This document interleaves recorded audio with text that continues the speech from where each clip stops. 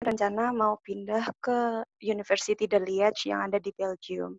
Nah, buat teman-teman yang belum tahu Erasmus Mundus itu suatu beasiswa di mana kalian itu bisa belajar tergantung sama konsorsium yang kalian pilih. Jadi konsorsium ini suatu kumpulan dari universitas yang melakukan uh, project tentang studi bersama gitu. Misal projectnya ini kayak saya ini marine environment, berarti linear studinya itu terkait dengan kelautan atau lingkungan yang ada di laut seperti itu.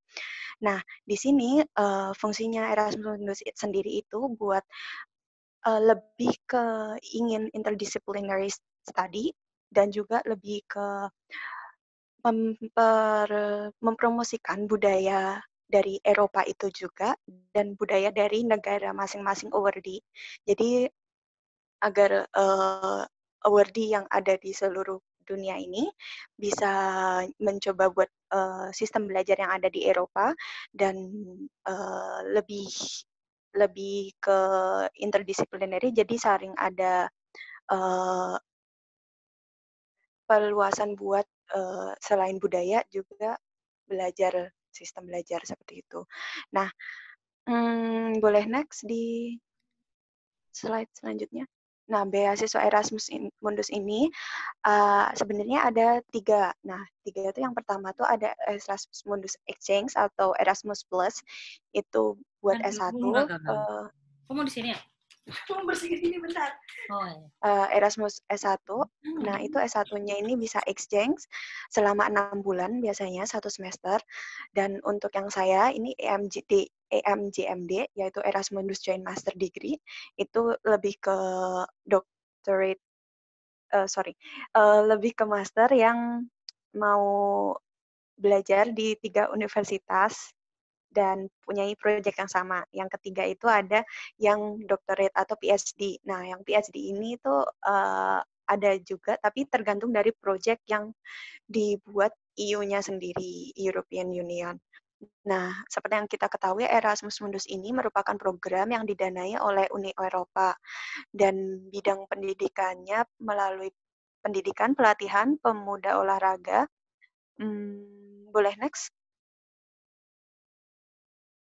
Nah, Erasmus Mundus ini senangnya bisa lolos di Erasmus Mundus ini karena nggak hanya kita dikasih beasiswa, tapi juga setelah kita mendapatkan beasiswa, kita juga punya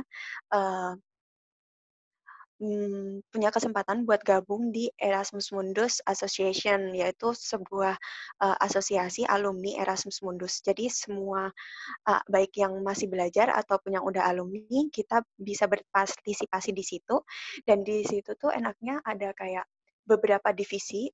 Nah, kalian kayak kalau kalian jago nge-PR, kalian juga bisa masuk di situ. Dan ini ranahnya buat menjembatani antara students atau alumni from the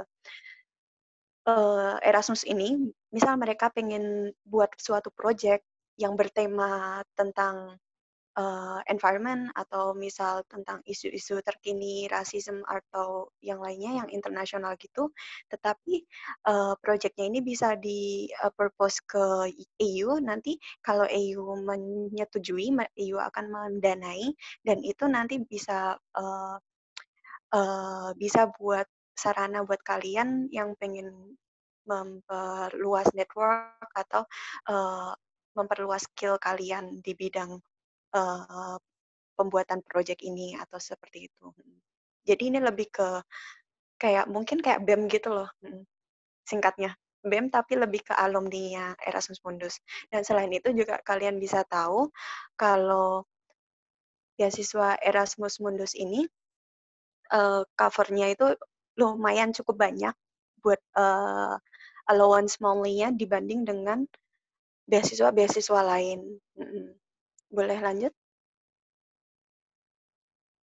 Nah, selain itu, beasiswa Erasmus Mundus ini selain dapat beasiswa, kalian yang pertama kayak di foto ini, kalian bisa dapat teman-teman yang baru, bisa jalan-jalan ke luar negeri, foto-foto itu pastinya. Terus lebih kalau aku sih ke praktikalnya, karena aku kan marine environment, jadi aku ngerasa banget fasilitas di Eropa ini benar-benar lebih advance daripada yang di Indonesia.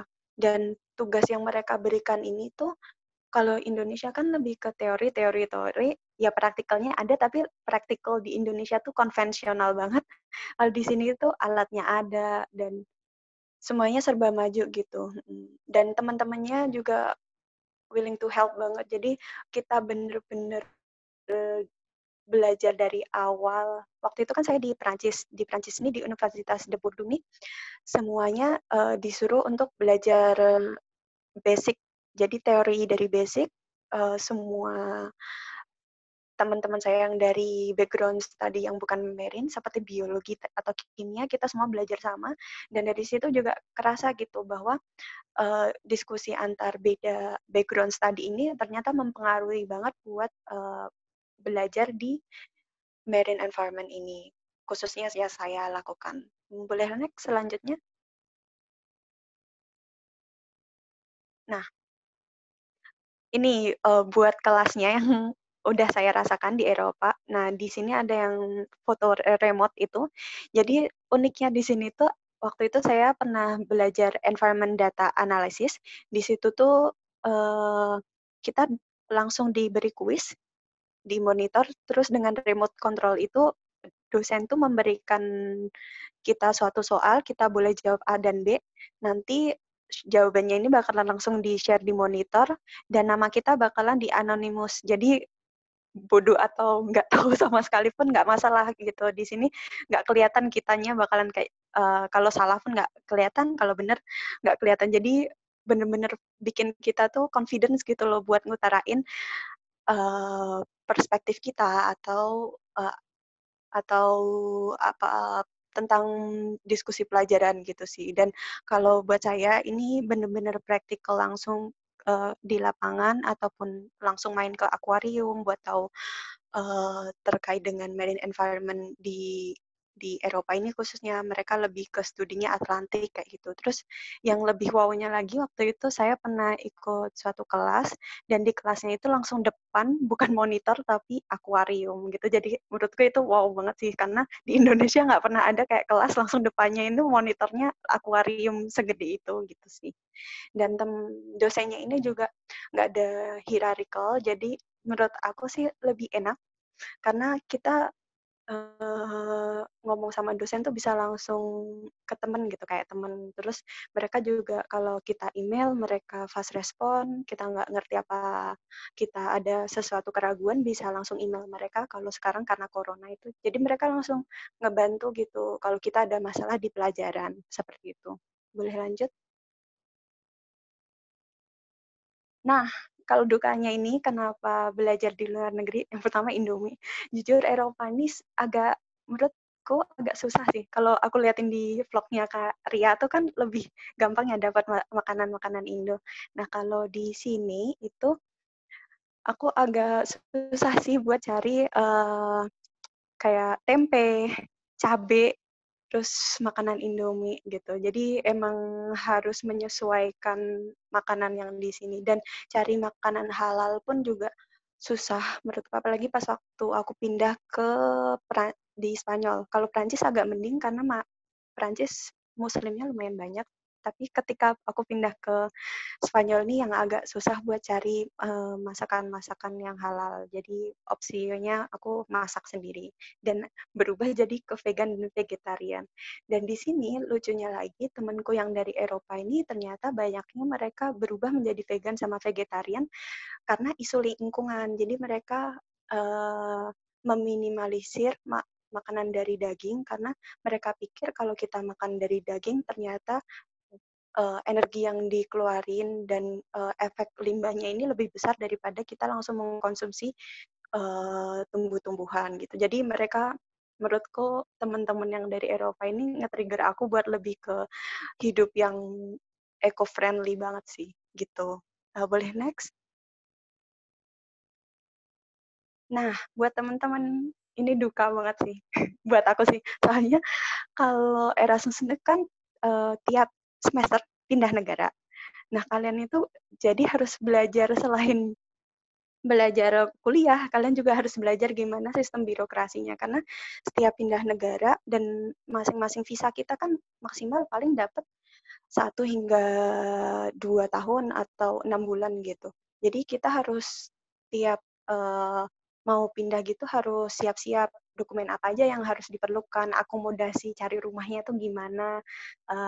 Kadang dari universitas provide langsung resident room, kadang juga kita harus cari rumah sendiri. Kayak sekarang aku yang di Spanyol ini aku cari rumah sendiri dan bareng sama teman-teman ada 3 orang kayak gitu. Jadi kita serumah ada 3 kayak gitu sih. Terus kamu harus aware banget sama mana yang namanya EU, Schengen area, mana yang non EU. Nah, Schengen area ini apa sih? Schengen area ini, jadi kalau misalnya kalian udah dapat satu visa izin tinggal buat di satu negara, misal kayak saya kemarin dapat izin tinggal di Prancis. Selama waktu itu saya dapat 3 bulan, habis itu saya apply buat resident permit, biar bisa hidup lama di Eropa selama 2 tahun, dan alhamdulillahnya udah dapat hingga 2021. Nah, kalau misalnya udah dapat visa yang 6 bulan itu, atau resident permit itu, dari satu negara, misal Perancis aja, berarti kalian udah bisa muter ke semua negara itu, Schengen area yang warna ungu itu, ungu dan biru itu, selama selama validitas dari selama waktu dari yang tertulis di residen atau visa kalian gitu. Jadi kalau udah dapat resident permit sih menurutku udah aman buat kalian kalau misalnya pindah-pindah ke negara lain ketika harus pindah semester kayak gitu.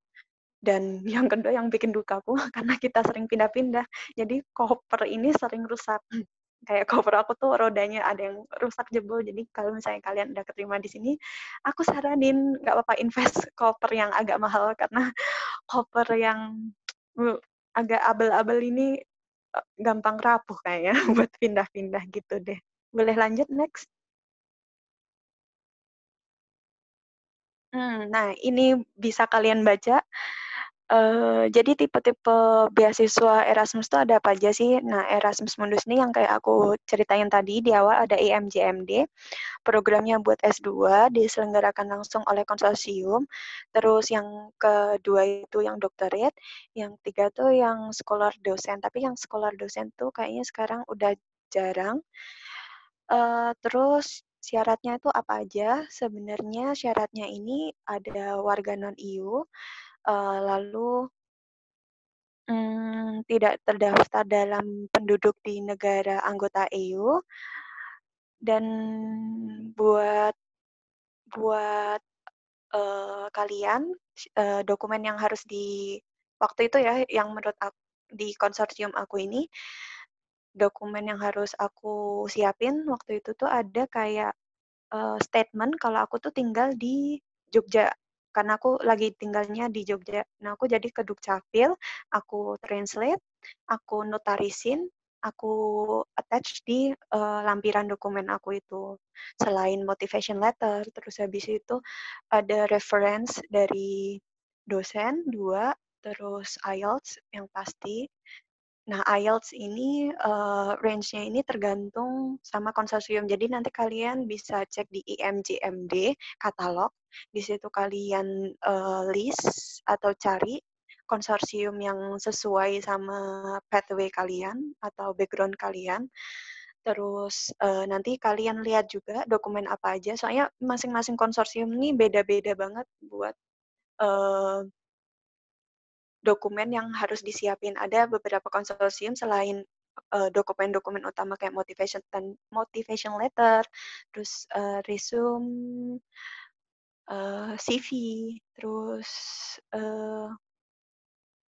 reference sama surat statement kamu tinggal di mana itu. Kadang ada juga yang minta buat proposal tesis, ada juga yang ya beberapa sih yang kayak sertifikat dan lain-lain. Itu langkah-langkahnya bisa kalian ikuti. Nanti mungkin bisa di-share aja PPT ini, ya. Boleh next, lanjut. Mmm.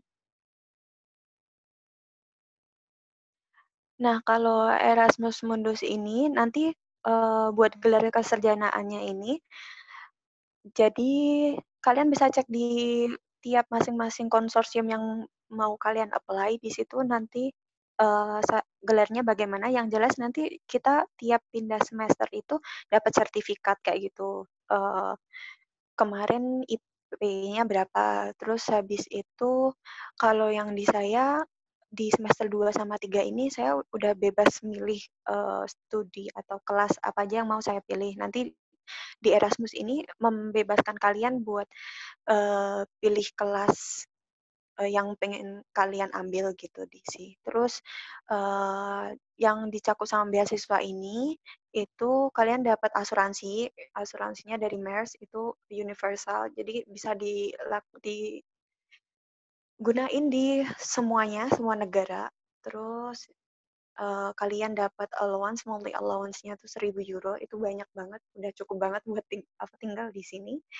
Terus, kalau buat kayak bayar, sekolahnya ini udah langsung dibayar oleh mereka. Jadi kalian cuman tinggal belajar aja di sini, siapin dokumen-dokumen visa, tiap mau kali pindah, terus habis itu ya cukup simpel sih, nggak terlalu ribet buat tiap hari, tiap, semester bayar-bayar kayak gitu, ngurus dokumen. Soalnya nanti konsorsium bekerja sama universitas, nanti ada yang bagian ngebantu kita buat, daftar-daftar ke tiap kali pindah ke universitas yang lainnya, gitu. Terus, nah buat kapannya ini tergantung juga dari konsorsium yang mau kalian ambil. Jadi, tapi rata-rata, bukaan beasiswa ini bakalan dibuka sekitar akhir-akhir, Desember hingga April, nah heeh, sorry kalau nggak Agustus, April, pokoknya kalian tuh, di bulan-bulan akhir tahun, itu udah mulai lihat-lihat konsorsium yang mau kalian ambil gitu sih. Mmm, boleh next? Nah ini, aku udah screenshot-in. Yang tadi aku bilangin ini, website-nya, jadi ada Erasmus Mundus Catalog ini yang aku ceritain tadi. Jadi di eacea.europa.eu itu, ini cara kalian cari konsorsium yang mana. Jadi di sini tuh nanti di katalog ini ada, list-list nama-nama konsorsium yang provide, beasiswa dari Erasmus ini, sesuai dengan project mereka. Dan ini konsorsium tuh kayak gabungan universitas-universitas yang ada di Eropa gitu loh. Terus misal nih kalian kalau misalnya mager nyari, kalian bisa langsung klik di field of study, nanti bakalan ngefilter sendiri. Misal kayak saya pengen belajar di bidang aquaculture environment, itu ada ACES Plus misal. Nah, itu kalian nanti bisa klik langsung di ACES-nya itu, nanti ke-direct ke website ACES-nya sendiri. Kalian langsung tinggal ngelis aja apa aja yang kalian butuhin. Pokoknya nanti di situ semuanya, jadi setiap konsorsium ini punya website sendiri-sendiri. Jadi di situ juga nanti ada FAQ, nomornya, emailnya. Kalian bisa langsung email aja mereka, mereka fast respon banget. Jadi nggak perlu bingung dan juga di situ di webnya itu juga nanti ada link buat attach dokumen-dokumen kalian dan dokumen yang beasiswa kayak itu apa sih namanya kayak apply buat beasiswanya. Jadi nanti selain dokumen itu nanti ada dokumen sendiri yang disediakan sama mereka buat kita tanda tangan, terus kita kasih reason kenapa butuh beasiswa, terus tinggal kalian scan, lampirin PDF, udah simple kok sebenarnya. Boleh lanjut? Nah, yang bikin menurut saya yang bikin saya lolos beasiswa Erasmus ini sebenarnya motivation letter gitu. Jadi waktu itu saya kebetulan juga ikut Coach Potato, waktu itu dibantu sama Kak Bram terkait bikin motivation letter dan menurut saya motivation letter ini yang terbagus, dibikin satu halaman aja. Nah, di satu halaman ini lebih ke kalian harus tahu diri kalian sih. Jadi penting banget buat tahu MBTI mungkin ya. Kayak kalian ini bagusnya di mana, skill-nya, terus, ability-nya kayak gimana. Kalian bisa masukin di motivation letter, tapi jangan terlalu banyak gitu, dan dibuatlah motivation letter kamu tuh yang kayak story gitu. Terus pertimbangannya ini, kamu mulainya tuh kalau saya waktu dulu tuh nyeritain saya bekerja di sini sini sini, saya lihat problematika di Indonesia, banyak banyak sekali kayak, banjir di pantai, terus habis itu sampah plastik, terus, saya ceritain saya pernah ikut kegiatan volunteering ini, tentang plastik, bla bla bla bla, terus saya santuin sama kedepannya Indonesia mau kayak gimana tentang plastik. Saya lihat juga, di Eropa ini, plastik kayak gimana, terus, saya sangkutin paut sama, pelajaran yang mau saya ambil di konsorsium itu, saya lihat juga itu di website mereka kan mereka provide, eee, pelajaran apa aja yang mereka bakalan kasih kan. Jadi di situ langsung saya masukin, saya bikin cerita kayak gitu, kenapa saya butuh ekotoksikologi, kenapa saya butuh belajar ini, terus, saya bikin, visi misi ke depannya saya pengen apa, 5 tahun ke depan saya pengen jadi apa, tesis saya mau apa, kenapa, terus habis itu, saya ceritain dikit tentang diri saya pernah bekerja di sini, belajar tentang teamwork, itu penting banget teamwork sama, eee easy to adapt itu juga, penting banget. Terus habis itu, eee, ya ungkapan kayak, eee, berharap adanya saya bisa bergabung di Erasmus dapat jadi, sarana buat kolaborasi antara Indonesia dan Eropa seperti itu, gitu sih. Dan paling penting proofread karena segimanapun bagus kalian bahasa Inggrisnya, tetap harus proofread karena kalian perlu tahu kan, sudut pandang dari pembaca tuh seperti apa gitu sih. Boleh lanjut? Ini kata-kata terakhir, jadi a good heart are always formidable combination from Nelson Mandela. Ya udahlah, itu next aja. Apa sih ini? Boleh next? Nah, pokoknya intinya kalian kalau misalnya mau kejar beasiswa, apalagi beasiswa Erasmus Mundus ini, tahu diri kalian sendiri, tahu passion kalian mau apa, jadi apa, terus usahain semoga itu juga bisa bermanfaat buat, sosial, buat orang sekitar kalian gitu sih, terutama buat dunia work ya, gitu. Lanjut, kayaknya udah deh. Ya, ada pertanyaan mungkin?